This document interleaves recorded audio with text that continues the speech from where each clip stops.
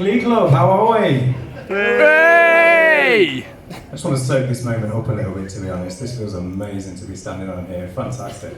But obviously we're all out here today, we're all here raising money for Cancer Research UK, which is fantastic, absolutely phenomenal effort by everyone in the room who's been donating. Me personally, I do quite a lot of work for charity, I try to do quite a lot of work for charity, but usually I represent Crohn's disease charities. And the reason for that is because I have Crohn's disease. There's no R needed there, I'll explain why in a minute. I usually raise money there for the Crohn's disease charities because for me it's less philanthropy and it's more like a savings account, isn't it? I'm going to probably need that money at some point, you know?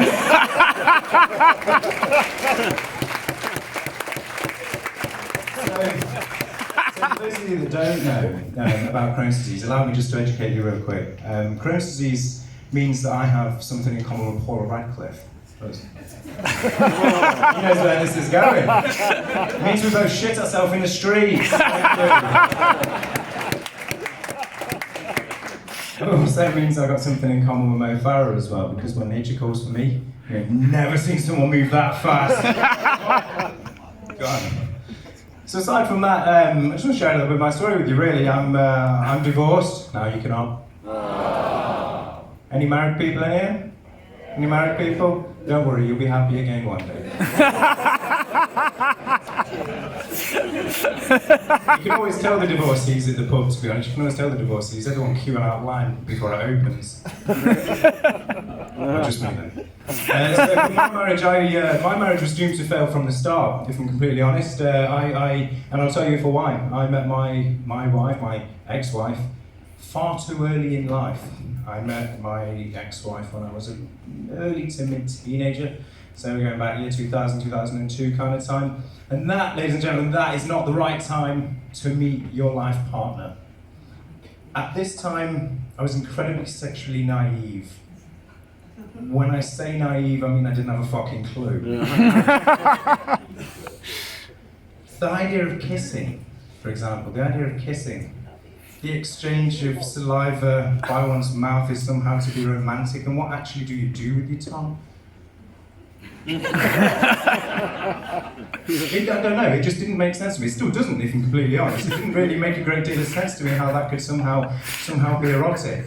And then as our relationship progressed, things started turning into a little bit more of a sexual nature.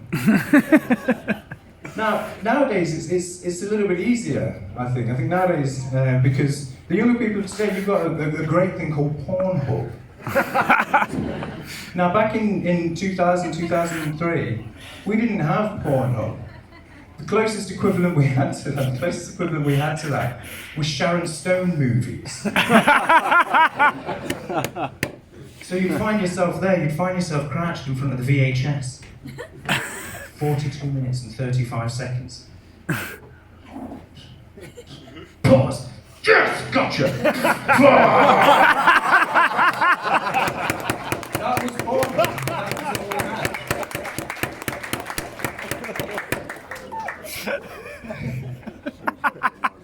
That was all we had. So when things started turning a more sexual nature, me obviously not having a clue what I was doing, I can distinctly remember the first time ever engaging in foreplay with my now ex-wife. The only way I can really describe it is, have you ever seen a cat licking jam off a window? That was it. This is why it was doomed to failure, I can tell you. This is why it was doomed to failure. So non-surprisingly, well, quite surprising actually, after quite a considerable amount of years later, I find myself divorced, and in a rather bizarre and interesting world called online dating. Completely alien to me. And one thing I've realised about online dating was that it's a lot like going to your grandma's house, isn't it? In the sense that you don't mind visiting every now and again, but you really don't want to live there. You spend too much time. You spend too much time in online dating and shit just starts getting weird. It just starts getting bizarre. You're killing me over here, you are. I tell you, I can't concentrate with this guy. Get him out, Christ's sake. Breaking me up. So yeah, shit starts getting a little bit weird, doesn't it? You know, the casual racism starts to be dropped into conversations, and before you know it, you're with Ethel and the rest of them down at the bingo hall. You're getting purple dobbers because Barbara went there 17 times and she went once with purple dobbers, so they must be fucking lucky. And it just starts getting a bit weird. The whole thing just starts getting a bit weird. And I'll tell you now just two real quick stories about the interesting characters that I came across during my time online dating. Very gratefully, I'm not there anymore. I've progressed. I did actually register with Elite Dating. Anybody here on that? Yeah. You pay for Elite Dating, all you get is prostitutes and accountants. Anyone been on a date with an accountant? It's as boring as it sounds, I can tell you. It's horrible. But so there's two specific memories that I've got from my time of online dating. There was a girl that I was dating for quite a while, actually, for some crazy reason. And she was absolutely insane. You know, I would come back, she'd stay at my house sometimes, I'd come home sometimes and she'd be there making me a beautiful dinner. Fantastic. You're amazing. And then I'd come back the next day and she'd be sniffing cocaine out of a stiletto shoe. You never knew where you stood with her. This woman has 17 personalities. You know, you just never knew where you stood with her. It's like kind of like dating a bipolar police Rottweiler. You know?